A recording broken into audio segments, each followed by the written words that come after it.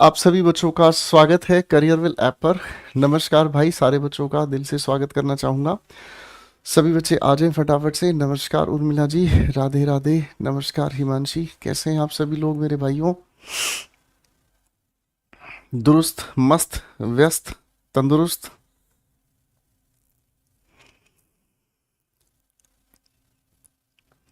नमस्कार नमस्कार भाई, सभी बच्चों को दिल से नमस्कार नमस्कार। सारे बच्चे आ जाओ फटाफट से। उम्मीद करता हूँ आप सभी अच्छे होंगे, दुरुस्त होंगे, ठीक है, और रिवीजन करके आए होंगे, क्योंकि बिना रिवीजन काम चलना नहीं है, बिना पढ़े काम चलना नहीं है भाई। ठीक है जी। नमस्कार नमस्कार सभी भाइयों को दिल से नमस्कार। मैं एकदम बढ़िया, दुरुस्त, मस्त, टनाटन, सॉलिड। ठीक है, तो रिवीजन की है जिन बच्चों ने, उनको बहुत मज़ा आ रहा होगा। नाइस तान्या, बहुत बढ़िया बेटा, बहुत ही अच्छा, शाबाश। तो जिन बच्चों ने रिवीजन की है उनको सच में मज़ा आ रहा होगा, और जिन बच्चों ने रिवीजन नहीं की है तो वो भाई थोड़ी दिक्कत में ही रहेंगे, क्योंकि आगे आगे हमारा जो टॉपिक है वो चैलेंज करेगा। ठीक है भाई। अंकिता बेटा, अपना प्रोनाउन को ध्यान से पढ़ो बेटा, प्रोनाउन में चीज़ बताई गई है। ठीक है, चलिए भाई। ऐसा नहीं होगा ना भाई कि आप प्रोनाउन अब रिवीजन करके आओगे और मेरे को कहोगे कि सर हमें ये समझ नहीं आया, तो that will be a tough task for me. ठीक है, तो आज हम आप लोगों के साथ मिलकर पिछली क्लास में बेटा पढ़े थे, क्या पढ़े थे भाई हम पिछली क्लास में? पार्टिसिपल्स के बारे में पढ़े थे, है ना। और पार्टिसिपल्स के बारे में जो हम लोगों ने पढ़ा था दोस्तों, पार्टिसिपल्स के बारे में हम लोगों ने पढ़ा, और पढ़ा पार्टिसिपल जो बनते हैं वो दो तरह से काम करते हैं। आज थोड़ा सा उसको गहराई से हमें समझने का काम करना है, ठीक है ना। मैं आपके सामने दो सेंटेंसेस लिख रहा हूं। ही सॉ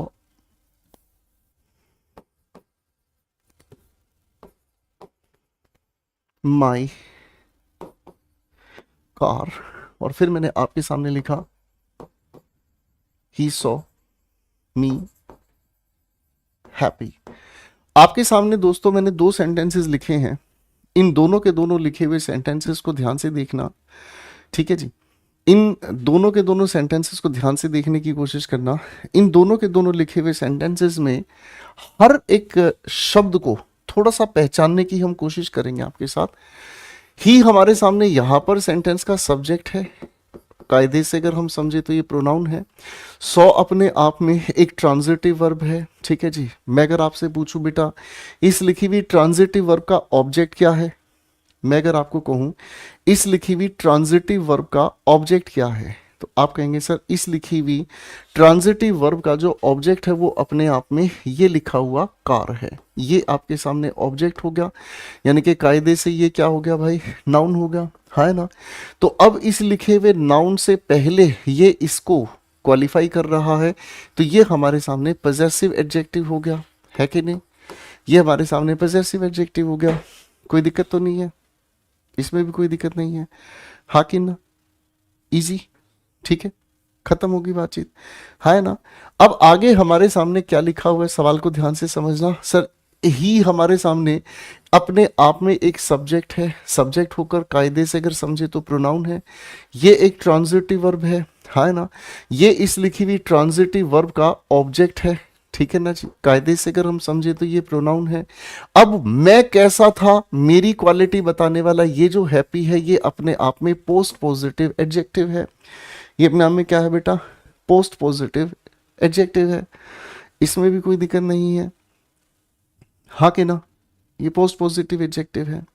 अब हमारे सामने ये जो खूबसूरत बात है, हमारे सामने ये जो खूबसूरत बात है, इसी खूबसूरत बात के आधार पर हमारे सामने दो वाक्य आते हैं, ठीक है। मैं अगर आपके सामने कहता हूं ही सॉ माई, ठीक है जी, ही सॉ माई स्विमिंग, ये हमारे सामने हो गया। और फिर अगर इसी की जगह मैं आपके सामने कहता हूं ही सॉ मी स्विमिंग, तो इन दोनों में आखिर क्या फर्क हो गया। बिल्कुल ऊपर वाले दोनों सेंटेंसेस को ध्यान से अगर समझ लिया तो नीचे वाले दोनों के दोनों लिखे हुए वाक्यों को भी आप ध्यान से समझ सकते हैं, हीरा लाल जी, आप अब नमस्ते हो गए बेटा, 25 बार नमस्ते करने से कुछ होगा नहीं दोस्त। अगर क्लास में पढ़ाई शुरू हो चुकी है तो अपना पूरा फोकस पढ़ाई पे कर दो, ठीक है। नमस्ते बार बार करने से कुछ नहीं होगा दोस्त, अब पढ़ाई पे काम कर लो, ठीक है बेटा। आ जाओ। पढ़ाई जब शुरू हो गई ना तो इसका मतलब फिर सब छोड़ दो, नमस्ते इधर उधर की बातें। अब पढ़ाई का मतलब सिर्फ पढ़ाई ही है, क्योंकि आप समझ रहे हैं आखिर में सिलेक्शन के लिए सिर्फ पढ़ाई ही काम आनी है। नमस्ते हाय हेलो कितनी करेंगे, हो गई नमस्ते, पढ़ाई पे आ जाओ बेटा वापस। देखो मेरे बच्चों, इस ऊपर वाले वाक्य की तरह से ये हमारा सब्जेक्ट है, ये हमारी ट्रांजिटिव वर्ब है, ठीक है ना। उसने किससे देखा, आप कहेंगे सर स्विमिंग को देखा। तो स्विमिंग इस लिखी हुई ट्रांजिटिव वर्ब का अगर ऑब्जेक्ट हम लेकर चलते हैं तो नाउन से पहले हम लोग पजेसिव केस का यूज कर गए हैं, एडजेक्टिव की तरह से बोलो हाँ। करेक्ट है भाई, हाँ कि ना, ठीक है, ठीक है जी, हाँ कि ना। यहां पर हमें ये जो स्विमिंग है वो जवाब किस चीज का दे रहा है, क्या का, तभी तो ये नाउन बना। अब इस सवाल को अगर हम समझने का काम करेंगे तो यहां हमारे सामने क्या हुआ बाबू, ये अपने आप में सब्जेक्ट है, ये अपने आप में ट्रांजिटिव वर्ब है। उसने किसे देखा, आप कहोगे सर किसे का जवाब हमें दे रहा है कौन, किसे का जवाब हमें मी दे रहा है, यानी कि ये इस लिखे हुए सेंटेंस का ऑब्जेक्ट है और ऑब्जेक्ट होकर क्या हो गया बाबू, प्रोनाउन हो गया, ठीक है ना। अच्छा, मैं कैसा था, आप कहोगे सर इस मैं की क्वालिटी हमारे सामने कैसा से आंसर मिल रहा है, कैसे आंसर मिल रहा है भाई, आप कहेंगे सर स्विमिंग से आंसर मिल रहा है। कैसा से आंसर क्या मिल रहा है, हाउ से क्या आंसर मिल रहा है, आप कहेंगे सर स्विमिंग करता हुआ। मेरी बात समझ रहे हैं? इसका मतलब हमारे सामने यहाँ इस प्रोनाउन की क्वालिटी देने वाला ये अपने आप में एडजेक्टिव है। अगर इसके मीनिंग को हम समझने की कोशिश करेंगे तो इसका मीनिंग हमें समझ में आया, स्विमिंग करता हुआ, स्विमिंग करता हुआ। अब इस सारी बातचीत से मतलब क्या समझ में आया, इस सारी बातचीत से मतलब हमें यह समझ में आया कि अगर ये अपने आप में एक जेरेंड की तरह से काम करता है तो जेरेंड की वजह से ही हम लोग इससे पहले पजेसिव केस यूज कर रहे हैं। अगर यहां पर ये प्रेजेंट पार्टिसिपल की तरह से काम कर रहा है, अगर यहां पर ये प्रेजेंट पार्टिसिपल की तरह काम कर रहा है तो हम इससे पहले ऑब्जेक्टिव केस यूज कर रहे हैं। क्या कुछ कुछ बात समझ में आ गई बेटा? गौरव बेटा आपकी कोई दूसरी क्लास है तो ये कॉमन सेंस की बात है बेटा, आपको एक क्लास छोड़नी पड़ेगी, उस क्लास को आप बाद में देख लेना, चाहे आप इंग्लिश की क्लास को चाहे किसी और क्लास को आप बेटे बाद में देख लेना, कॉमन सेंस की बात है दोस्तों, हाँ है ना। ठीक है बेटा, अब पढ़ा दूं बेटा, आपको पैर पकड़ के कहना चाहूंगा बेटा मैं पढ़ा दूं प्लीज। इन दोनों बातों को फॉर्मूले से अब हम समझने का काम करेंगे। देखो बच्चों, मैं जानता हूं आपकी अपनी बातें बहुत इंपॉर्टेंट होती हैं, आपकी अपने मन में बहुत नहीं बहुत सारी बातें इंपॉर्टेंट होती हैं, लेकिन आप मेरी मजबूरी भी समझो। मेरे लिए सबसे ज़्यादा इंपॉर्टेंट चीज़ है पढ़ाना, मेरे लिए सबसे ज़्यादा इंपॉर्टेंट है कि मैं आप लोगों का समय रहते सिलेबस पूरा करा दूं, वरना इन बातों के चक्कर में आपकी पढ़ाई बर्बाद होती है। और ये जो छोटी छोटी बात हर रोज़ मुझे समझानी पड़ती है ना आपकी कमेंटबाजी को लेकर, आप ही का नुकसान है, मेरा कोई नुकसान नहीं दोस्त, समझ रहे हैं? ठीक है, तो प्लीज आप सभी से रिक्वेस्ट है बेटा पढ़ाई पे ध्यान दे लो भाई, क्लास में आए हो कुछ सीखो यार, ठीक है भाई। हमें यहाँ पर दो बातें समझ आई दोस्तों, ठीक है जी, ओके ओके। अब पहली बात हमें समझ में ये आती है कि अगर लिखे हुए सेंटेंस में अगर हमारे सामने सब्जेक्ट लिखा है, ठीक है ना, सब्जेक्ट के बाद अगर हमें देखने को मिलती है ट्रांजिटिव वर्ब, क्या कहा, ट्रांजिटिव वर्ब। और दोस्तों इसी लिखी हुई ट्रांजिटिव वर्ब का आंसर हमें देने वाला ऑब्जेक्ट इधर देखने को मिलता है, क्या देखने को मिलता है, ऑब्जेक्ट इधर देखने को मिलता है।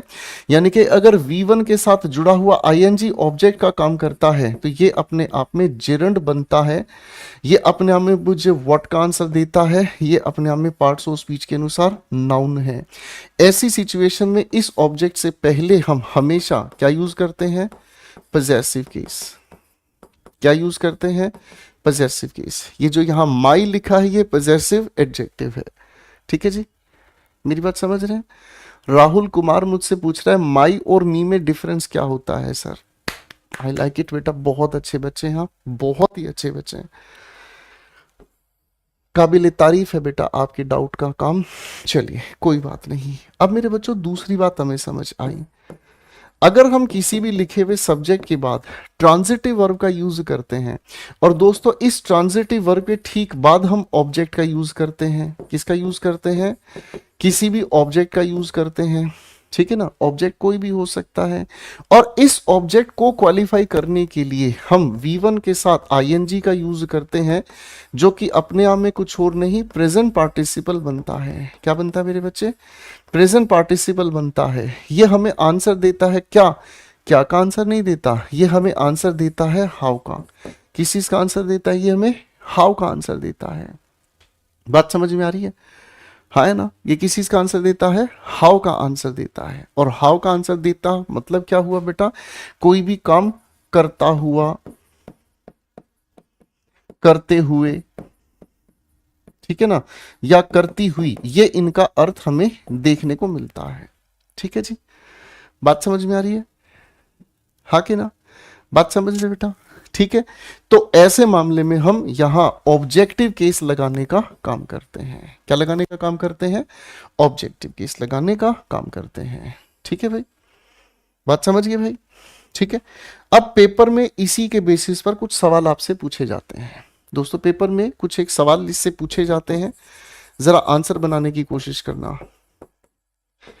व्हेन आई रीच देयर, ठीक है जी, व्हेन आई रीच देयर, ठीक है जी, okay. When I reach there I found,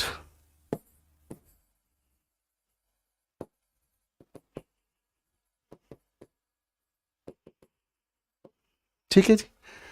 चलिए जी, अब बताने की कोशिश करना बेटा, इसमें हिज का यूज होगा या हिम का यूज होगा?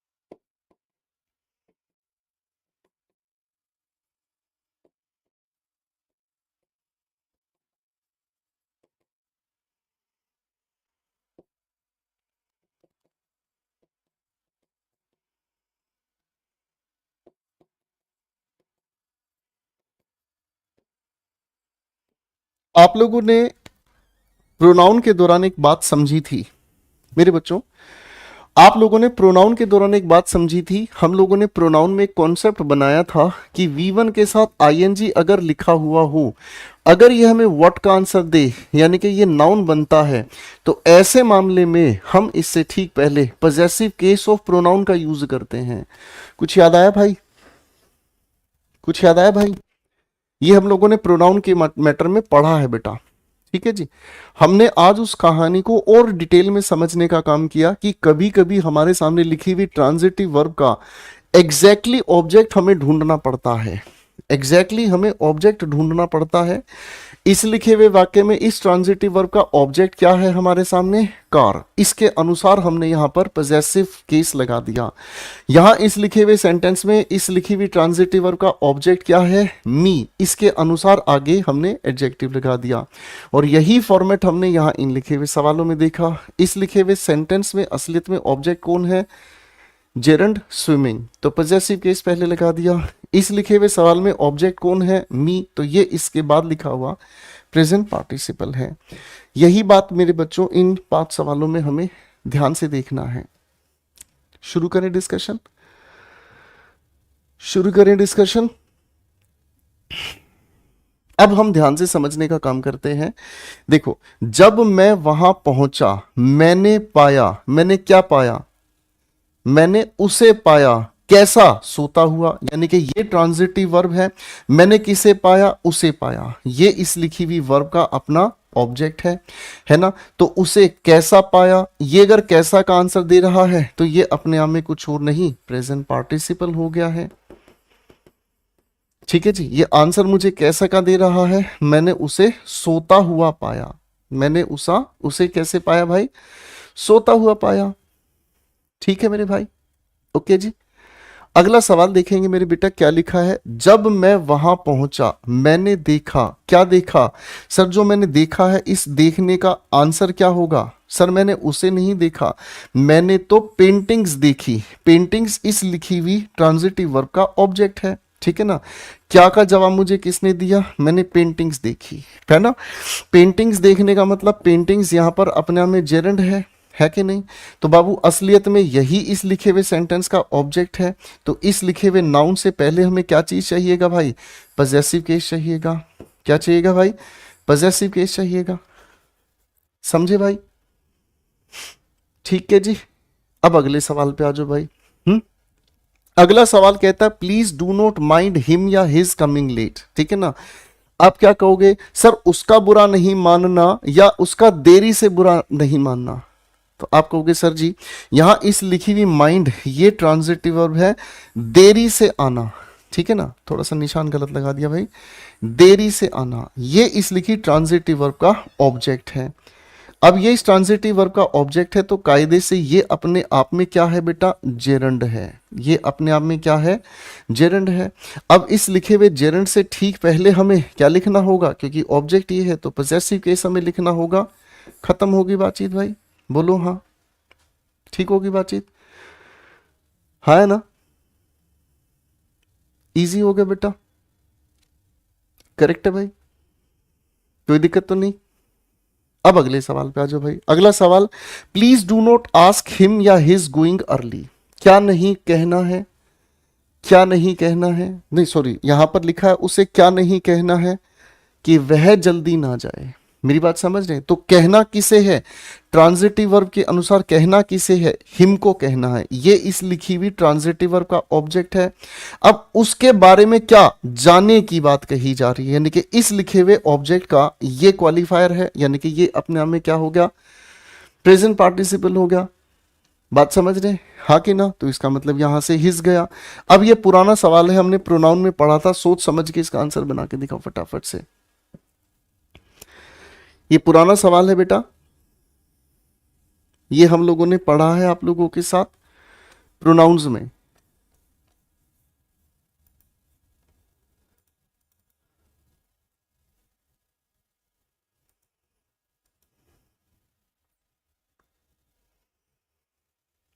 ये हम लोगों ने प्रोनाउंस में पढ़ा, सोच समझ के आंसर बनाइएगा। हिज फादर, बाबू इस नाउन से पहले पॉजेसिव केस है। His father does not like, उसके पिता पसंद नहीं करते, उसे पसंद नहीं करते या उसका ज्वाइन करना पसंद नहीं करते क्लब को। तो आप कहेंगे सर उसका ज्वाइन करना पसंद नहीं करते। तो इस लिखी हुई लाइक ट्रांजिटिव वर्ब का ऑब्जेक्ट असलियत में क्या है, ये है इसका ऑब्जेक्ट। ऑब्जेक्ट के अनुसार लिखा हुआ नाउन, नाउन कैसा है, ये वर्ब के साथ आईएनजी जुड़ने की वजह से जेरेंड हो गया। तो दोस्तों इस लिखे हुए नाउन से पहले हमें क्या चाहिए, पॉजेसिव केस, हटा दो, खत्म बात। ठीक है जी, करेक्ट है भाई। तो ये हम लोगों ने जो पढ़ी है बात बेटा प्रोनाउन वगैरह की, हम लोगों ने जो कहानियां पढ़ी हैं उन चीज़ों को हम लोगों ने आप सभी के साथ मिलकर डिटेल में खूबसूरत तरीके से समझने का काम किया है। ठीक है भाई, हाँ कि ना, ठीक है मेरे भाई, इजी, ये बात सभी बच्चों को अच्छे से समझ में आ गई भाई, हाँ कि ना।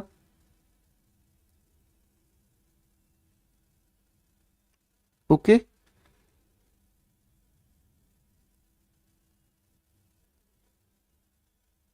बताओ भाई, यहां तक की बात अच्छे से समझ में आ गई। ठीक है भाई, चलें अब थोड़ा सा आगे आ जाओ भाई। अब थोड़ा सा आगे चलने का काम करते हैं।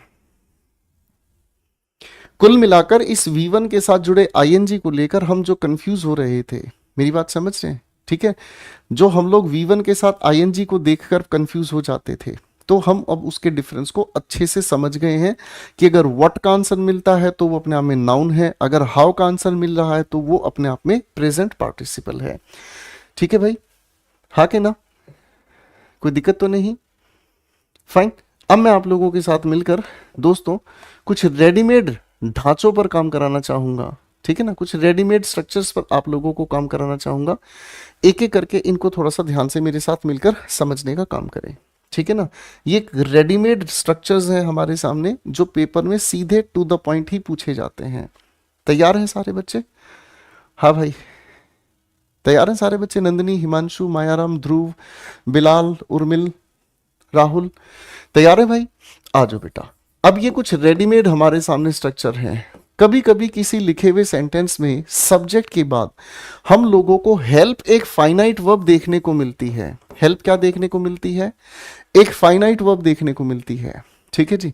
अब हेल्प के साथ फाइनाइट वर्ब अगर लिखी हुई मिलती है तो इसके बाद ऑब्जेक्ट के बाद हम लोगों को, मेरे बच्चों, या तो यूज करना पड़ता है टू के साथ V1, अगर यही हेल्प के बाद, जो कि अपने आप में एक फाइनाइट वर्ब है, के बाद ऑब्जेक्ट के बाद हम इसी के साथ बेर इन्फिनिटिव भी यूज करते हैं। ध्यान से देख लेना बेटा, कुछ नई चीज समझा रहा हूं। इसी के साथ हम बेर इन्फिनिटिव का भी यूज कर लेते हैं, ठीक है भाई।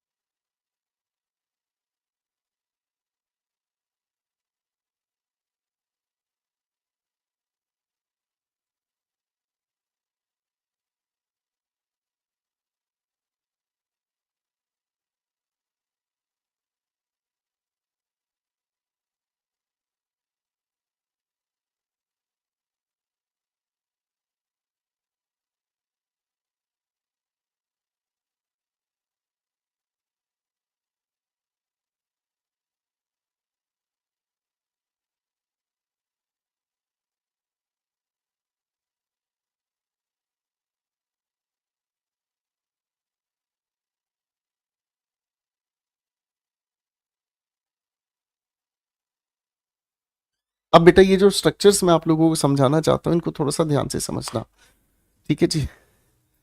जावेद साहब कह रहे हैं आई लव यू, आपसे पढ़कर बहुत अच्छा लगता है, आपका दिया हुआ अब दया से अब क्वेश्चंस भी बनाने लगा हूँ। शाबाश बेटा, बहुत बढ़िया, बहुत ही बढ़िया। आवाज आ रही है? ठीक से सुनाई दे रहा है? ठीक है।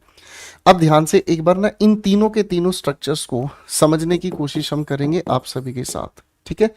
इन तीनों के तीनों ढांचों को आपके साथ समझने का काम करेंगे, ठीक है ना। मैंने कहा आई हेल्प तरुण, ठीक है जी। आगे लिखा है डू दिस वर्क, ठीक है। आगे मैंने लिखा आई help Tarun do this work. यहां पर क्या आप पहचान के बता सकते हैं कि ये तो हमारा सब्जेक्ट हो गया, ये फाइनाइट वर्ब, ये इस फाइनाइट वर्ब का ऑब्जेक्ट, ठीक है भाई। यहां ये अपने आप में क्या हो गया? बेयर इन्फिनिटिव हो गया। ये इस लिखी हुई बेयर इन्फिनिटिव का अपना ऑब्जेक्ट है। पहचान लिया भाई? कोई दिक्कत तो नहीं है ना? करेक्ट है? हाँ है ना? यहां तक की बात समझ में आ गई बेटा? ठीक है, ओके, ठीक है। आशीष बेटा दोनों फॉर्म भरो, एक फॉर्म को मत, दोनों फॉर्म को भरो, ठीक है। दोनों फॉर्म को भरो, सारे जो भी फॉर्म्स आए आपके सामने भरो। अगर आपका इंटरेस्ट अच्छा है ना तो आप भरो बेटा, फॉर्म भरो और निकालो, ठीक है ना? अब अगर इसी लिखे हुए वाक्य में अगर मैं आपके सामने ये परिवर्तन कर दूं, I help Tarun to do this work, और अगर मैं कहता हूं I help Tarun in doing this work. अब जैसे जैसे हम आगे बढ़ते जाएंगे ना, आप ये महसूस करेंगे कि हम जो है ना बिल्कुल बिल्कुल बारीकी चीजों पर काम कर रहे हैं, छोटी छोटी चीजों के ऊपर, समझ रहे, छोटी छोटी चीजों पर अब हम काम कर रहे हैं, ठीक है ना। देखो अब देखो इस सवाल की अगर हम बात कर रहे हैं, ठीक है ना, इस लिखे हुए वाक्य का मतलब मैंने मदद की तरुण को यह काम करने में, तो इस बात का मतलब मुझे क्या समझ में आया कि मैं और साथ साथ तरुण, ठीक है ना, मैं और साथ साथ तरुण मिलकर ये काम कर रहे हैं, ठीक है जी, दोनों ने मिलकर यह काम किया। मैंने मदद किया किसको, तरुण को, मैंने मदद किया तरुण को। अब तरुण को कैसे मदद किया, उसके साथ खड़ा होकर, उसके साथ मिलकर हम दोनों ने उस काम को अंजाम दिया। मेरी बात समझ रहे, ठीक है। अब दूसरी लिखी हुई बात का मतलब हमें क्या समझ में आया, सर यहां आई हमारे सामने सब्जेक्ट है, हेल्प हमारे सामने फाइनाइट वर्ब है, तरुण हमारे सामने इसका ऑब्जेक्ट है। जैसे ही इस लिखी हुई बातचीत को हम लोगों ने ध्यान से देखा तो सर यहां मैं नहीं हूं, मैं नहीं हूं, मैंने उसकी हेल्प की है, किसकी, तरुण की। काम कौन करेगा, तरुण ही इस काम को करेगा, किसको, दिस वर्क को। इसका मतलब आई कुछ नहीं कर रहा, तरुण ही इस काम को करेगा, तरुण अकेला इस काम को करेगा। समझ रहे हैं, हाँ है ना, क्या आप मेरी बात समझ पा रहे हैं बेटा, क्या आप मेरी बात समझ में आ रही है, हाँ कि ना, इजी हो गया।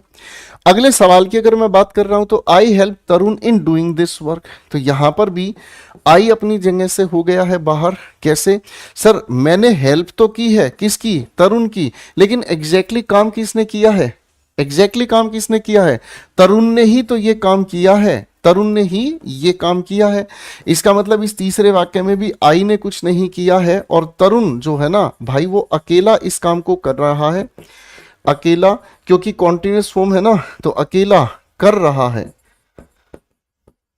यानी कि ये जो हमारे सामने है ये अपने आप में कॉन्टिन्यूअस एक्शन हो गया। बात समझ में आ रही है, हाँ कि ना, क्या बात आप लोगों को कुछ कुछ समझ में आ रही है बेटा, हाँ है ना। आशीष मेरे भाई, आपकी अपनी कैपेबिलिटी पर डिपेंड करता है, आप एसएससी के किसी भी पेपर को भरना चाहें, आपका इंग्लिश में अच्छा इंटरेस्ट है, आप सीपीओ में जाएं, उसमें इंग्लिश ज़्यादा मार्क्स की आती है। अब आपको जीएस पढ़ने में डर लगता है तो इसमें तो मैं कुछ नहीं कर पाऊंगा बेटा, ना ही मैं आपको सलाह दे पाऊंगा। मेरा आपको एक ही काम है दोस्त, यही कहना, इंग्लिश अगर मजबूत है तो इंग्लिश जिन जिन पेपर में आती है सभी में फॉर्म भरें। वेरी सिंपल बेटा, इसके अलावा मैं और कोई कंफ्यूजन में आपकी हेल्प नहीं कर पाऊंगा। मुझे नहीं पता आप कितनी देर पढ़ सकते हैं, आप किसका पढ़ने में क्या क्या चीज़ में आपका इंटरेस्ट है और बाबू किस में आपका इंटरेस्ट नहीं है, मुझे नहीं पता। और इतनी लंबी चौड़ी बात अगर मैं करने लग जाऊंगा तो मेरा सिलेबस मेरी जान निकाल देगा। मुझे ये पढ़ाना बहुत ज़रूरी है बेटा, गॉट इट, ठीक है दोस्त। ये अपने आप से डिसीजन लो, मम्मी पापा घर परिवार के साथ बैठ के डिसीजन लो। आपको हो सकता है वो किसी ऐसी जगह पर भेजना नहीं चाहते जो उनके कायदे से अलग चली जाए, ठीक है ना। तो ये अपने डिसीजंस होते हैं बेटा, इसमें किसी की सलाह नहीं काम करती है। ओके, अपने डिसीजंस लो, अपने घर परिवार के साथ बैठ के इसको डिस्कस करो, ठीक है बाप। ओके चलो भाई, ये हमें कुछ कुछ कॉन्सेप्ट समझ आया।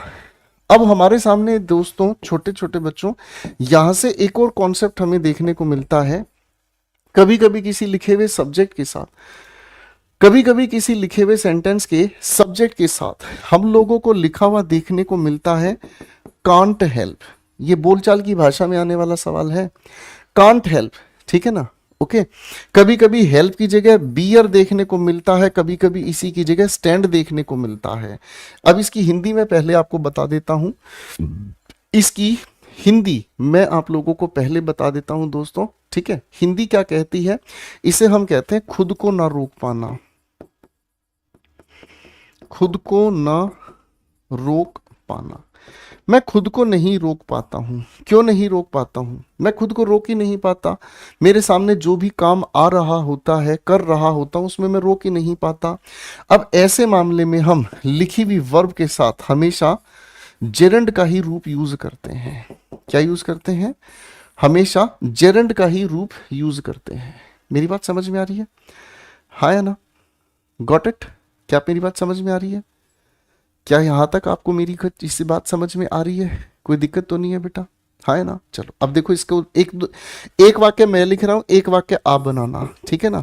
जैसे मान लीजिए मेरे सामने कोई इंसान फिसल कर गिर गया, ठीक है ना? तो आप क्या कहेंगे? I can't help laughing. तो इसकी हिंदी क्या होगी?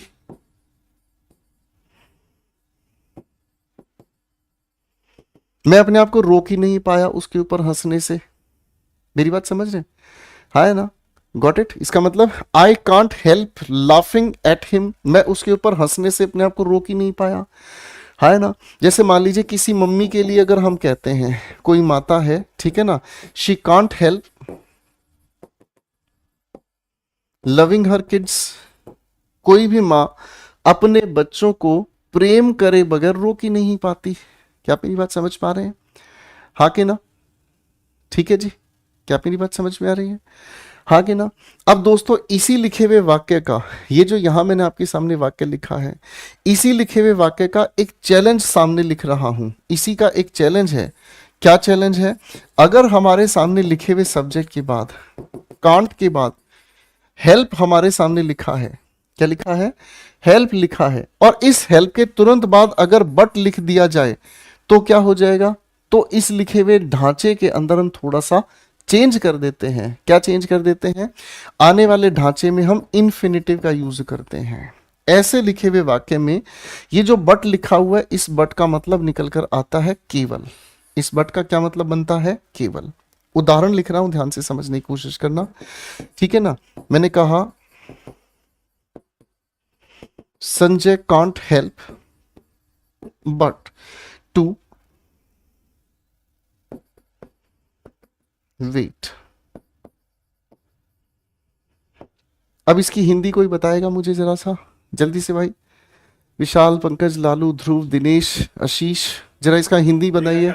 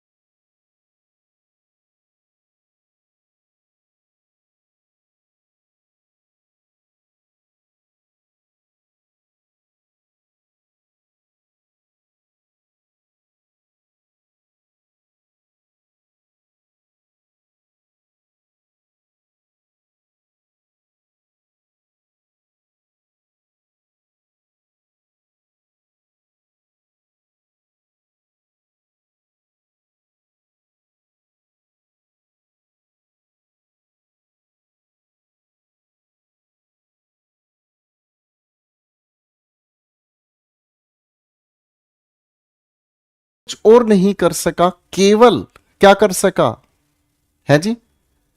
आप यही कहेंगे संजय कुछ और नहीं कर सका, केवल इंतजार कर सका उसका। ठीक है जी, ओके भाई, है ना? ठीक है, चलो चलें थोड़ा सा आगे, अब कॉन्सेप्ट को थोड़ा आगे बढ़ाएं।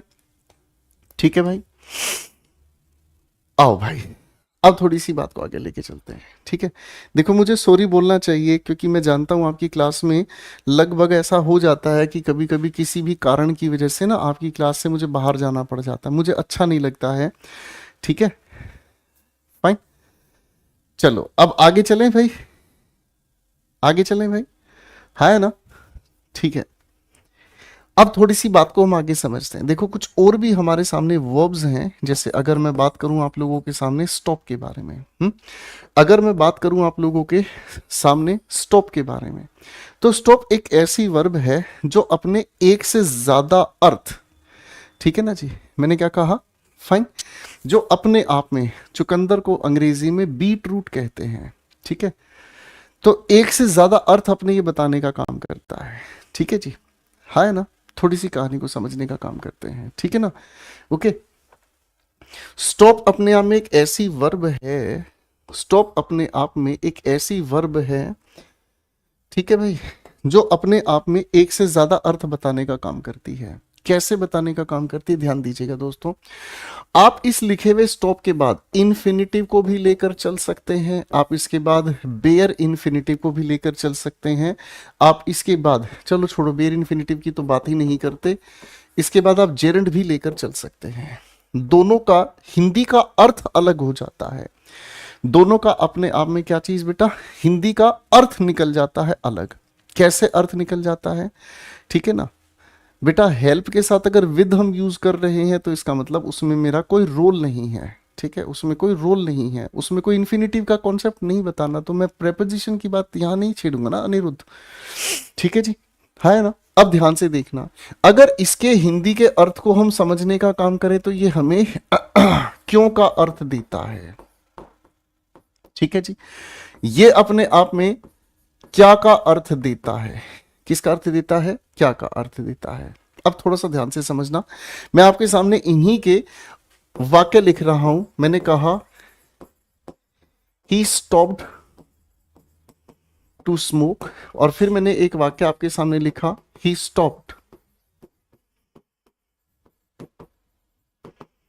इन दोनों के दोनों लिखे हुए वाक्य की हिंदी मुझे समझाने का काम करेंगे।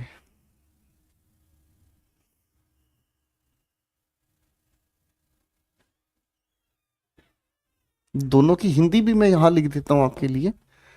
ठीक है, किसी काम को करने के लिए, काम को करने के लिए रुका।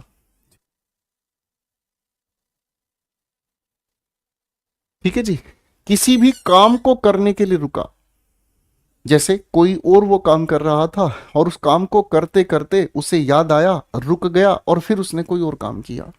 ठीक है ना?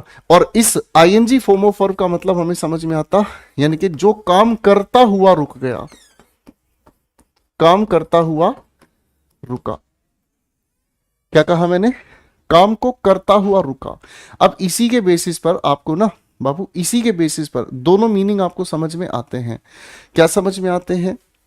अगर मैं इसके लिखे हुए हिंदी को समझना चाहता हूं, वह क्यों रुका, वह क्यों रुका, तो आप क्यों का जवाब देने की कोशिश करेंगे और कहेंगे धूम्रपान करने के लिए रुका। मान लीजिए वह गाड़ी चला रहा था, मान लीजिए शैलेश, ध्रुव, रीता, ठीक है, सोनाली, आदित्य, मान लीजिए वह गाड़ी चला रहा था, गाड़ी चलाते चलाते उसे याद आया, अरे यार चलो बहुत देर होगी, सिगरेट पी लेते हैं। उसने गाड़ी को रोका और वह गया पनवाड़ी के पास, सिगरेट ली, और उसने क्यों रोकी गाड़ी, आप कहेंगे धूम्रपान करने के लिए रुका, है कि नहीं? अब मान लो एक दूसरी सिचुएशन पर काम करते हैं, ही स्टॉप्ड स्मोकिंग, उसने क्या रोक दिया, आप कहेंगे उसने धूम्रपान करते हुए अपने आप को रोक दिया, है ना? इसका मतलब क्या हुआ, वह इंसान धूम्रपान कर रहा था, इस काम को रोका। इस बात को समझे भाई, ठीक है ना। अब ध्यान से फिर से समझना, मान लीजिए कोई इंसान सिगरेट पी रहा था, ठीक है जी, मान लीजिए कोई इंसान सिगरेट पी रहा था। अब सिगरेट पीते पीते अचानक से उसने देखा उसके पापा सामने आ रहे हैं। पापा को सामने आते ही देखते ही उसने क्या किया, धूम्रपान वो कर रहा था इस चीज को उसने एकदम से रोक दिया। ठीक है, तो स्टॉप के एक नहीं एक से ज्यादा मीनिंग हमें मिलते हैं। पहले इसी को और अच्छे से समझने के लिए मैं आपके सामने 2-3 क्वेश्चंस दे देता हूं बच्चों, ठीक है ना। इन 2-3 क्वेश्चंस के आंसर बनाएंगे, फिर ऐसे ही कुछ और भी वर्ब की कंफ्यूजन से संबंधित सवाल दे रहा हूं, ठीक है ना। राज स्टॉप्ड हिज कार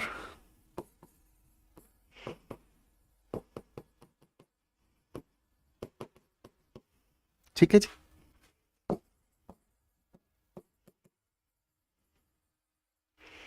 राज स्टॉप्ड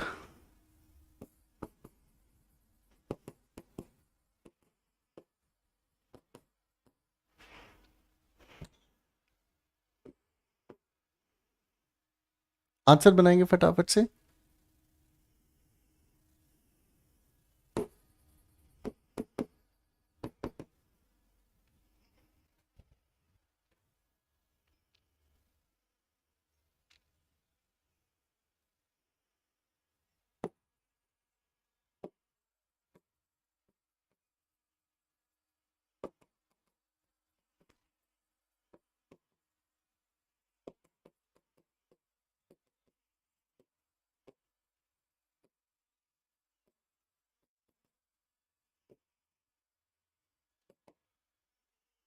तीनों के आंसर्स बनाइए फटाफट से।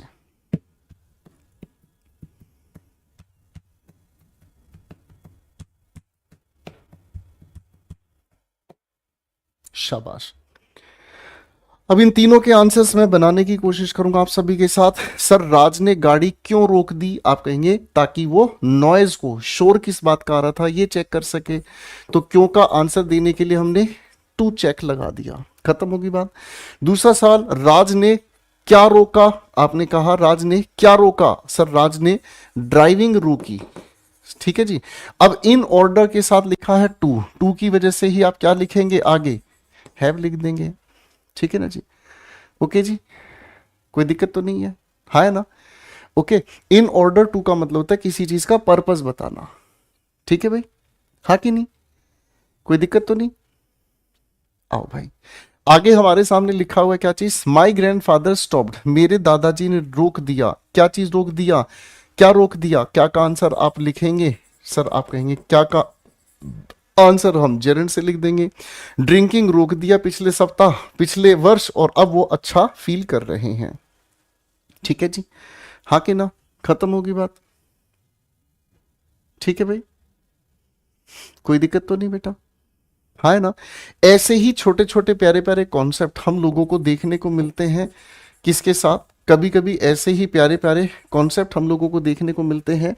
ट्राई के साथ हम लोग क्या यूज करते हैं, V1 ING, और बेटा इसी के साथ ट्राई के साथ हम यूज करने की कोशिश करते हैं क्या चीज, टू के साथ V1, और इन दोनों का मीनिंग क्या होता है, ठीक है। ट्राई के साथ मेरे बच्चे, ठीक है ना, ट्राई के साथ V1 ING की अगर हम बात करते हैं तो इसका मतलब होता है किसी नए काम को, मैंने क्या कहा, किसी नए काम को ट्राई करना, किसी नए काम को ट्राई करना। आपके मन में कोई नया काम होगा तो आप उसको ट्राई कर सकते हैं, ठीक है ना। ट्राई के साथ 2V1 की अगर हम बात कर रहे हैं तो इसका मतलब क्या होता है, कोई भी काम करने का प्रयास करना, कोई भी काम करने का प्रयास करना, ठीक है भाई। ऐसे ही एक और समझा देता हूं, ठीक है। जैसे अगर मान लीजिए गो के साथ हम ओन लगाकर V1 ING जोड़ने की कोशिश करते हैं तो इसका मतलब किसी भी काम को जारी रखना, किसी भी काम को जारी रखना, किसी भी काम को कंटिन्यू रखना, ठीक है। और अगर हम गो के साथ लिखने का काम करते हैं किस चीज को, इन्फिनिटिव को, तो इसका मतलब क्या होता है, काम को चेंज करना, है ना। जो काम आप कर रहे हैं उस काम को बदल देना, जो भी आप काम कर रहे हैं उसको बदल देना, ठीक है। अब इन्हीं चीजों को समझाने के लिए कुछ सवाल यहां लिख रहा हूं, अपनी तरफ से आंसर्स को फिट करना। देखो मेरे बच्चों, एक बात को ध्यान से समझना, कोई चीज पहली बार अगर पढ़ रहे हो तो हो सकता है ये टॉपिक आपको मुश्किल लगेगा। आप लोगों को कुछ दिनों से ऐसा भी लग रहा होगा कि सर बड़े सख्त हो गए हैं, हमसे बात भी नहीं करते हैं।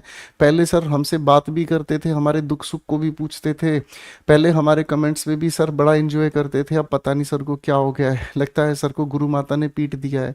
ऐसा कुछ नहीं है मेरे भाई। जैसा टॉपिक है ना बाबू, वैसा ही मेरा बिहेवियर है। ये टॉपिक बहुत सीरियस है, अच्छी मेहनत करने वाले बच्चे इसको तैयार करके जाते हैं, यही मैं आपसे चाहता हूँ, इसलिए मैं इस टॉपिक में सीरियस हो गया हूँ। तो मेरी बात का, मेरे व्यवहार का बच्चा कोई बुरा नहीं मानेगा, ठीक है ना। यहाँ आपको बहुत सिंसियरली पढ़ना होगा इस टॉपिक को खास कर लेकर। ओके बच्चा, ठीक है ना।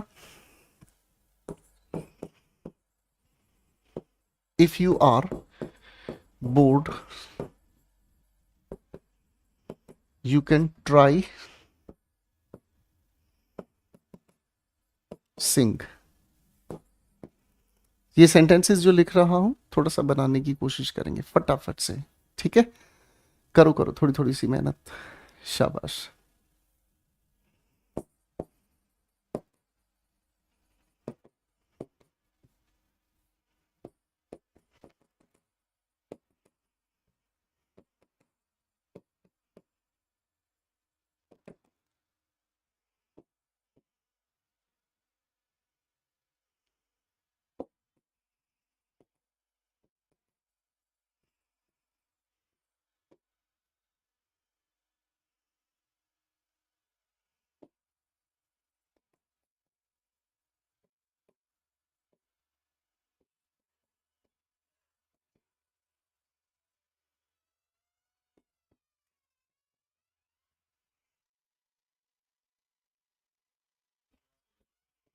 Thank you, thank you.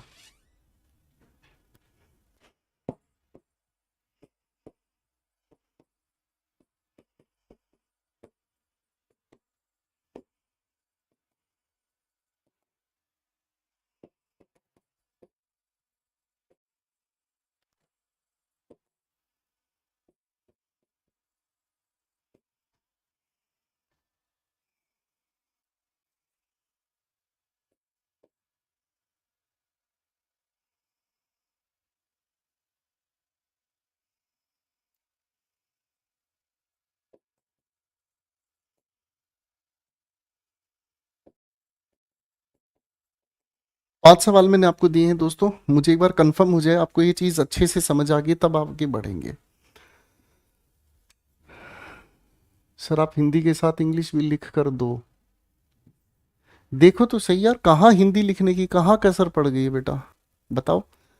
अच्छा इतनी हिंदी भी नहीं पढ़ी जा रही है आपसे, आप कमेंट में लिख रहे हो आप हिंदी के साथ इंग्लिश भी लिखा करो, मतलब इस हिंदी पढ़ने में भी दिक्कत है कि ट्राई के साथ जेरेंड अगर लगा देते हैं तो इसका मतलब कोई नए काम को ट्राई करना। मैं यहाँ नए काम को न्यू वर्क लिख दूंगा तब याद हो जाएगा, ऐसे मत करो यार अनिरुद्ध भाई, जिद्दी ना बनो मेरे बेटा।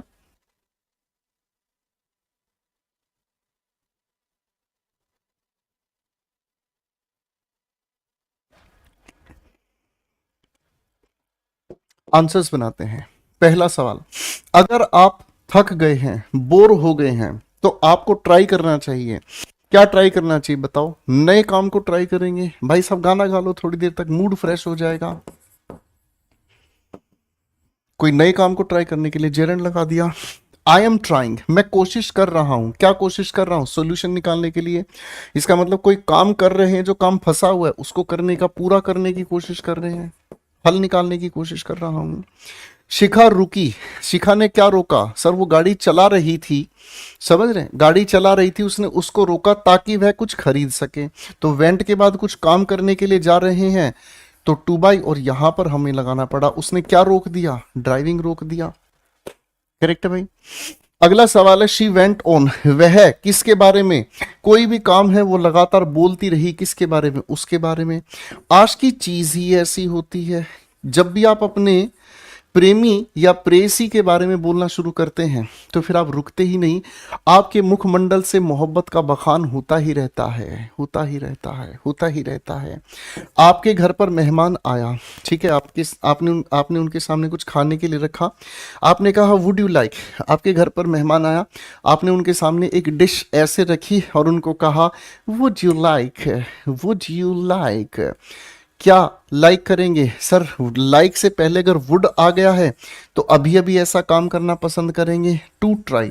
अब इस टू के बाद जो ट्राई लिखा है, ट्राई के बाद क्या लिखेंगे? ट्राई के बाद अगर मैं कहता हूं किसी नए काम को ट्राई करना या किसी काम का करने का प्रयास करना, तो आप क्या कहेंगे? सर आपके सामने कोई डिश रखी है, इसको टेस्ट करना है, तो आप क्या लिखेंगे? Would you like testing it. ठीक है जी, पेपर में आता है ये सवाल, ठीक है, पेपर में आता है ये सवाल, तब हमें सोचना पड़ जाता है। ठीक है, ठीक है बाबू भैया। एक भैया कह रहे हैं आपको बहुत एक्सपीरियंस है। बेटा हमको बहुत एक्सपीरियंस, हमने बहुत सारा आशिक मिजाजी लोग देखा है, हमने बहुत सारा आशिक मिजाजी लोग देखा है जो आशिकी के चक्कर में बर्बाद हुआ है। बस तुम वो ना हो, नहीं तो तुमको भी हम पकड़ लेगा। ठीक है, प्रीति का एक क्वेश्चन रोंग हुआ। प्रीति तुम्हें बता दिया है, कबीर सिंह को बताएंगे, तुम्हारा एक क्वेश्चन का आंसर गलत हो गया। ठीक है, ओके भाई। अब भाई ऐसी ही बातचीत हमें फॉरगेट या फिर अगर हम कहें तो रिमेंबर के साथ भी रखनी पड़ेगी। ठीक है, बिल्कुल ऐसी ही बात फॉरगेट या रिमेंबर के साथ भी हमें करनी पड़ेगी। फॉरगेट या रिमेंबर दोनों के साथ दोस्तों, हम दोनों के साथ इन्फिनिटिव भी यूज करते हैं, जेरेंड भी यूज करते हैं। दोनों का मीनिंग क्या निकलता है सामने लिख देता हूं। ठीक है, दोनों का मीनिंग क्या निकलता है? ठीक है जी, यानी कि टू के साथ V1 का मतलब क्या होगा? काम करना, भूला या याद आया। ठीक है जी, ठीक है, काम करना भूला है या फिर याद है। ठीक है, यानी कि काम अभी हुआ नहीं है, काम होना अभी बाकी है। क्या बोले हम? काम अभी हुआ नहीं है, काम होना अभी बाकी है। करेक्ट है। V1 के साथ ING की अगर हम बात करते हैं तो काम किया हुआ है। मैंने क्या कहा? काम किया हुआ कोई भी इंसान भूला या उसे याद है। डिफरेंस समझ आ गया भाई? इसी के बेसिस पर 4 सवाल लिख रहा हूं। ठीक है जी, इसी के बेसिस पर 4 सवाल लिख रहा हूं, खटाखट बना दीजिएगा। ठीक है ना। ही अपोलोजाइज्ड, अपोलोजाइज का मतलब माफी मांगना। एज ही फॉरगॉट, फॉरगेट की सेकंड फॉर्म फॉरगॉट है। ही forgot blank bring my notes. ठीक है भाई, इस चैप्टर के जब आप क्वेश्चंस बनाओगे ना, ठीक है ना, जब आप इस चैप्टर के क्वेश्चंस बनाओगे, ठीक है, तो अपनी इंग्लिश एक्यूमेंट से, तब और भी मजा आएगा। क्या है भाई? I am trying to find out the solution. मैं किसी काम को करने का प्रयास कर रहा हूं, काम को करने के लिए ट्राई के साथ 2V1 ही तो आता है। सचिन भाई जबरदस्ती क्वेश्चन खराब करना बेटा। बेटा अगर कोई बात समझ नहीं आई है तो आप उस क्लास को दोबारा देख लिया करो ना भाई, दोबारा देख लिया करो मेरे बेटा। जरूरी थोड़ी है एक बार में कोई बात समझ में आ जाए, कभी कभी हमें बार बार प्रयास करने पड़ते हैं, समझ रहे? ठीक है दोस्त, do not worry, I remember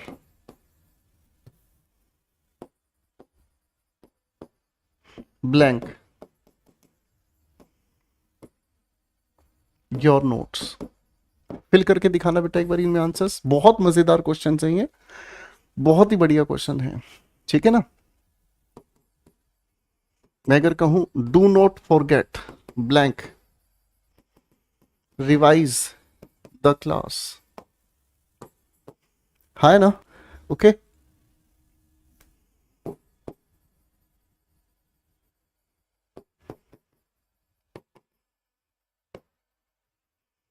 whenever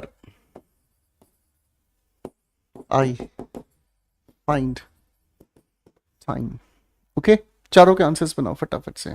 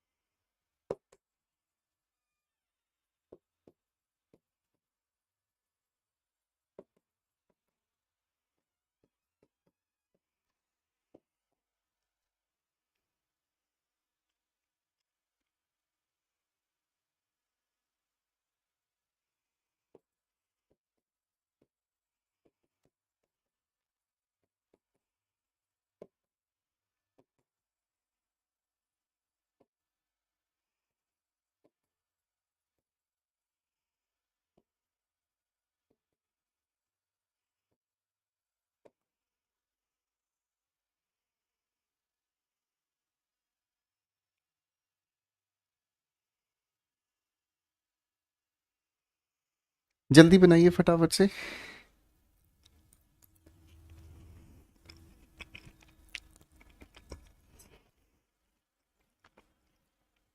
thank you so much सुंदरी बेटा, थैंक यू। चलो अब आंसर्स बनाओ फटाफट से।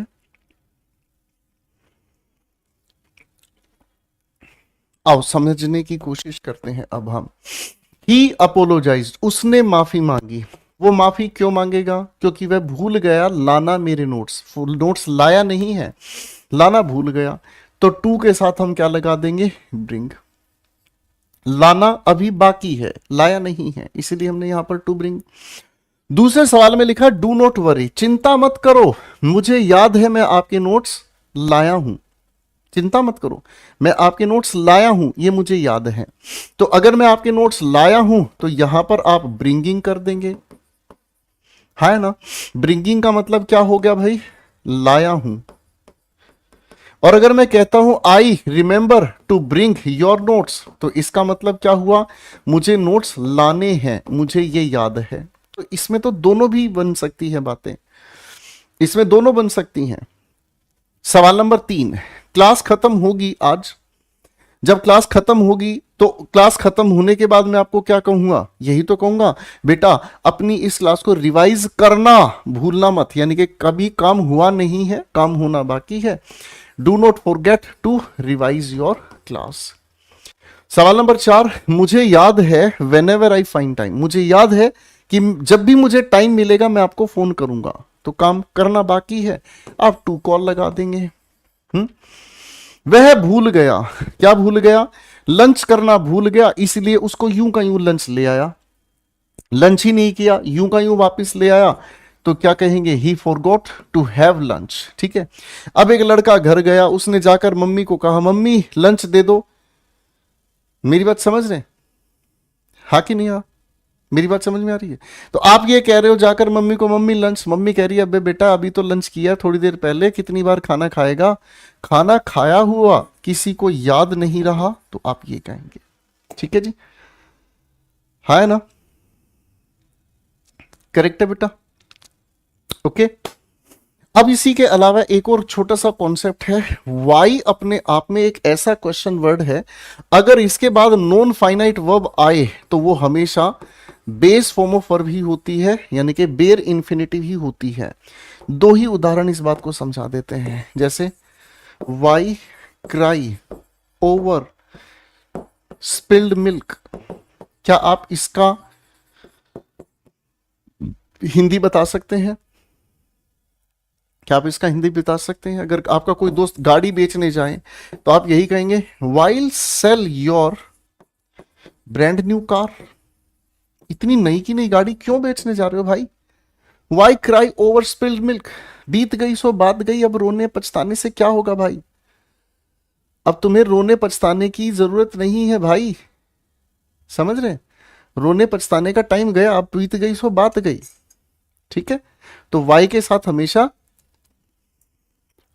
बेयर इन्फिनिटिव ही हम यूज करते हैं। ठीक है बेटा, ओके।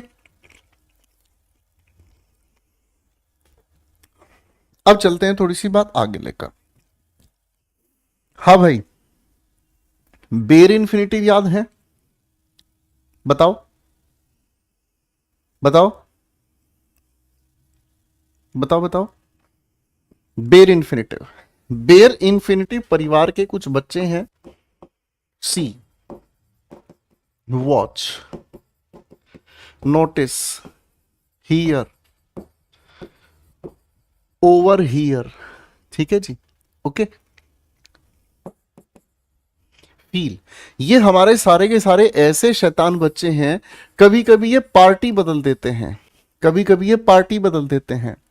कैसे पार्टी बदल देते हैं भाई? बताओ बताओ। कभी कभी ये पार्टी बदल देते हैं, पार्टी कैसे बदल देते हैं? देखो देखो देखो देखो, ये तो हमें याद ही है कि हम इनके साथ हमेशा बेयर इन्फिनिटिव का यूज करते हैं। किसका यूज करते हैं? बेयर इन्फिनिटिव का यूज करते हैं। ठीक है जी, हाँ है ना। बेयर इन्फिनिटिव के कॉन्टेक्स्ट में क्या मीनिंग बनता है? इसका मीनिंग हमारे सामने निकल कर आता है, ये ऐसे काम के बारे में बता रहा है।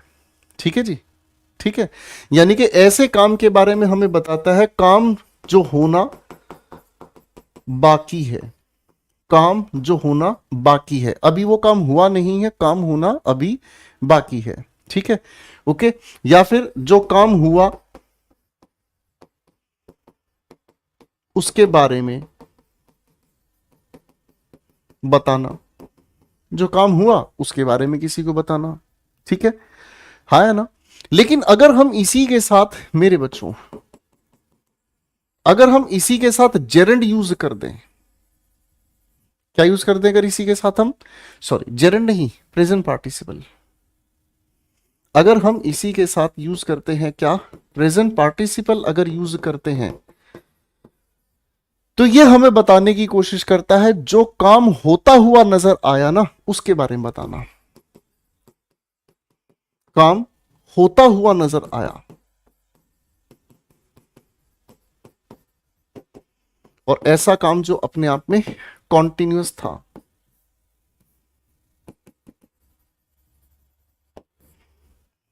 थोड़ा सा ध्यान दीजिएगा इन सेंटेंसेस पर जो मैं आपके सामने लिख रहा हूं, थोड़ा सा ध्यान से देखना।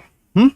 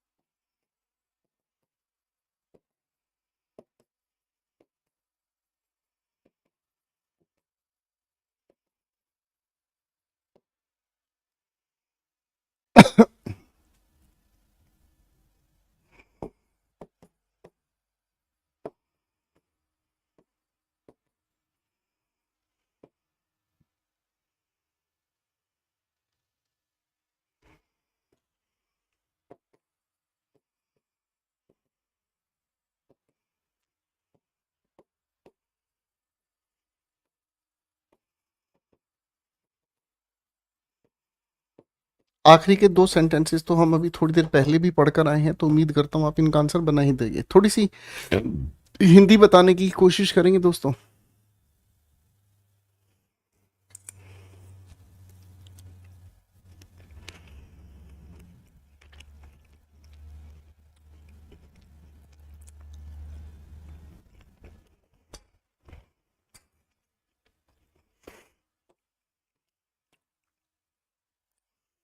मैंने देखा एक बुजुर्ग को, ठीक है ना जी। अब यहां दो सिचुएशन है, ध्यान से देखने की कोशिश करना, यहां दो सिचुएशन है। ये एक रोड है, मैं यहां हूं, ठीक है जी। सामने एक बुजुर्ग मैंने देखा, वो बुजुर्ग यहां खड़ा है, उसके हाथ में ये लाठी है, ठीक है जी। दो सिचुएशन हो सकती है। रोड को क्रॉस करने से पहले मैंने उसे देखा, एक बात। दूसरी बात, वही जो बुजुर्ग है ना, वही जो बुजुर्ग है वो भाई रोड क्रॉस करता हुआ मुझे नजर आया। दो सिचुएशन है भाई। अगर रोड क्रॉस करने से पहले मैंने उसे देखा तो आप क्या कहेंगे, I saw him cross the road, यानी कि रोड को पार करने से पहले मैंने उसे देखा, ठीक है ना। मेरी बात समझ में आ रही है, हाँ ना। इसका मतलब दो हमें समझ में आए हैं, ठीक है ना। एक तो रोड पार, रोड क्रॉस करने से पहले देखा, ठीक है। या फिर वह इंसान रोड क्रॉस कर चुका या कर लिया। अगर वह इंसान रोड क्रॉस कर लिया तो यहां पर यह सिचुएशन आ गई कि वो बुजुर्ग इंसान अब जो है वो जा चुका है, इस तरीके से अपनी हाथ में लाठी लेकर जा चुका है, ठीक है। तो पहले केस में अगर मैं खाली क्रॉस लिखता हूं तो इसके दो सेंस बनते हैं। रोड क्रॉस कर चुका, उसने रोड क्रॉस किया, मैंने उसे तब देखा, ठीक है जी। ये हो गई हमारे सामने पहली बात, करेक्ट है, हाँ कि ना। अब अगर मान लीजिए he is somewhere in the middle of the road, और वो इंसान मेरे सामने चल रहा है, वो इंसान मेरे सामने रोड को क्रॉस करते हुए चल रहा है। कॉन्टिन्यूस एक्शन हमारे सामने है, ठीक है ना। तो कॉन्टिन्यूस एक्शन को बताने वाली सिचुएशन नंबर 2 यहां है, ठीक है ना। बात समझ में आ रही है? यानी कि जब वह इंसान रोड क्रॉस कर रहा था, ठीक है जी। एक बार इस बात को फिर से समझने का काम करना। मैंने जब उसे देखा तब वह रोड क्रॉस करने वाला था, शुरू ही नहीं किया था, एक बात। या फिर वह रोड क्रॉस करके इधर आ चुका था, 2 बात। इन दोनों बातों को बताने के लिए बेर इन्फिनिटिव हम लगाएंगे। और अगर हम लोगों को वो चलता हुआ नजर आ रहा है, क्रॉस करता नजर आ रहा है, तो कॉन्टिन्यूस फॉर्मेट में हम इसको लेकर आएंगे। अब अगर ये बातें यहां समझ आ गई हैं तो दोस्तों क्वेश्चन नंबर 2 का आंसर सोच समझ के मुझे बताइएगा। क्वेश्चन नंबर 2 का आंसर मुझे दोस्तों सोच समझ करके बताइएगा। आपके हिसाब से क्वेश्चन नंबर 2 के लिए हमें क्या आंसर सही तरीके से बनाना होगा? बताइए मेरे भाई।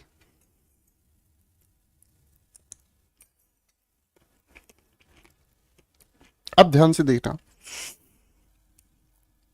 मैंने चोर को देखा। पहली बात तो ये बताओ मुझे, चोर वो कैसे पता चला कि वो चोर है? बताओ मुझे। तभी तो पता चलेगा वो चोर है जब वह मेरे सामने उस इंसान की चेन खींच रहा था, तभी तो पता चलेगा। तो कॉन्टिन्यूटी एक्शन इस बात को ज्यादा जस्टिफाई करती है, ना कि जब उसने छीन ली तब पता चला वो चोर है। मेरी बात समझ रहे हैं भाई? आप यहां खड़े हैं, आपके सामने कोई इंसान खड़ा है, वो किसी की चेन निकाल रहा है गले से, तभी तो पता चलेगा कि वो चोर है। निकाल के उसने जेब में डाल लिया, आपको कैसे पता वो चोर है? या चेन को निकालने से पहले वो भी खड़ा हुआ चुपचाप, आपको कैसे पता वो चोर है? तो यहां ज्यादा एप्रोप्रिएट सिचुएशन है जब वो यह काम कर रहा था ना, तब पता चला कि ये चोर है। I help her do the questions. इसका मतलब सर मैं और वो दोनों मिलकर उस काम को कर रहे थे, ठीक है जी। बेर इन्फिनिटिव का जस्टिफिकेशन। अगर मैं कहता हूं sir I help her in doing, तो इन डूइंग का मतलब समझ में आ रहा है कि मैं तो कुछ नहीं कर रहा था, अकेला वह ही है डूअर, अकेला वह ही है डूअर जो क्या कर रहा था, क्वेश्चंस, और मैंने तो उसके क्वेश्चंस करने में सिर्फ उसको मदद की। बेटा यहां ये फॉर्मूला लगना है, यहां ये कॉन्सेप्ट लगना है, ठीक है भाई। रे कछु बात समझ आ रहा है कि नहीं आ रहा है? रे लल्ला कछु बात समझ आ रहा है कि नहीं आ रहा है? अरे बता दो हमें, ठीक है भाई। ये वाली बात मेरे बच्चों थोड़ा सा ध्यान से समझने की कोशिश करना, ठीक है।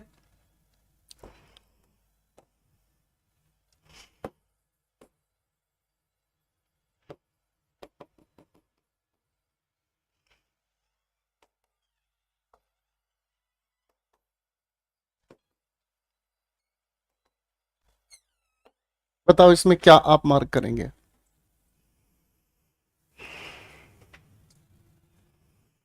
बेटा हम इस तभी उसी इंसान को काले दिखाई देते हैं जिस इंसान के दिल में काला है। दिख रहा है ना काला? हम केवल उसी इंसान को काले दिखते हैं जिस इंसान के दिल में काला है, और जो इंसान हमें प्यार करता है उसे हम रंगीन दिखाई देते हैं। जैसे आपके सामने देखो रंग आ गया ना, देखो मोहब्बत दिल में आते ही रंगीन हो गए, है ना भाई शिवराज? चलो भाई इसमें बताओ क्या कहेंगे। मान लो एक लड़की है दीवानी सी, ठीक है भाई साहब, एक लड़की है दीवानी सी, ठीक है। अब मुझे ध्यान से ये बताओ भाई साहब, इस लड़की को देखकर, इस लड़की को देखकर आप मुझे ये ध्यान से बताने की कोशिश करना, कैसे पता चलेगा भाई साहब ये जो लड़की है ये रो रही है?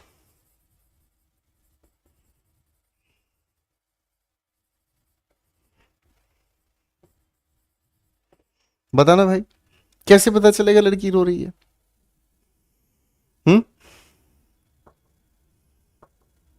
तो आप यही कहेंगे भाई साहब, सीधी सी बात है। अरे भाई साहब जब उसकी आंखों से टिप टिप बरसा पानी, पानी ने आग लगाई, क्राइम लगाएंगे, दैट्स इट, इसके अलावा कुछ और नहीं।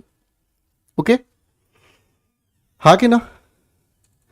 आज की इस क्लास को हम यहीं तक रोकेंगे बेटा, यहां तक की पूरी कहानी को पढ़कर आना। आप लोगों को बेटा नोट्स वाले सेक्शन में एक पीडीएफ दी है, उस पीडीएफ को कल तैयार रखना, डाउनलोड करके तैयार रखना।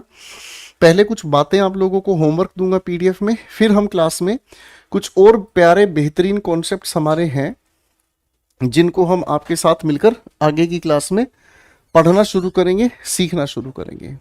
ठीक है भाई, आज हम लोगों ने थोड़ा सा कॉन्सेप्चुअल चीजों को गहराई से उठाना शुरू किया था। ओके भाई, ठीक है, चलो भाई, आपको एक पीडीएफ दी गई है बेटा वर्ब एडवांस की, उसमें बहुत सारी चीजें लेयर वाइज आपको दी गई हैं। कल क्लास की शुरुआत में मैं पहले आप लोगों को वही दूंगा, या हो सकता है हम क्लास में आगे पढ़ना शुरू करें। पीडीएफ जरूर प्लीज एक बार आप डाउनलोड कर लीजिएगा। ओके ओके फाइन, तो पीडीएफ अगली क्लास की शुरुआत में ही हम लोगों को चाहिएगी। ठीक है, ओके सर, पैसेज भी थोड़ा देखिएगा। क्या देखूं बेटा पैसेज में? पैसेज में क्या देखूं बताओ जरा मुझे। पैसेज के लिए आपको डेली शॉर्ट्स की क्लास मिल रही है, वोकैबुलरी के लिए वोकैब की आपको क्लास मिल रही है, और क्या देखूं बेटा मुझे करने हैं? देखना भाई, आदित्य कह रहा है सर पैसेज पे थोड़ा ध्यान दीजिएगा। मुझे सीखने क्या बेटा, मेरा पेपर है। चलिए भाई, आज के लिए इतना ही। मस्त रहिएगा, मुलाकात करेंगे अगली क्लास में। जरा नहा धो के आइएगा ताकि अच्छे लेवल पर काम कर सके। Thank you so much, bye everyone, take care.